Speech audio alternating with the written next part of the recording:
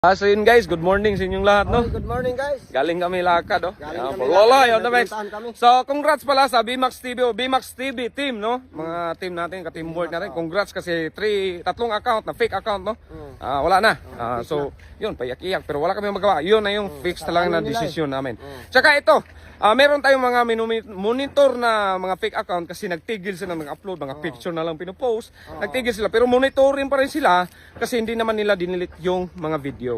Tapos, ito, Kita Kits, Burloloy na merong 317k followers, Kita Kits kasi patuloy pa rin. Tapos yung BMAX Burloloy na merong 143k na followers nyo. Abang-abang, Kita Kits mga idol. At sa mga gusto magpa-shoutout, comment lang sa aking Reels.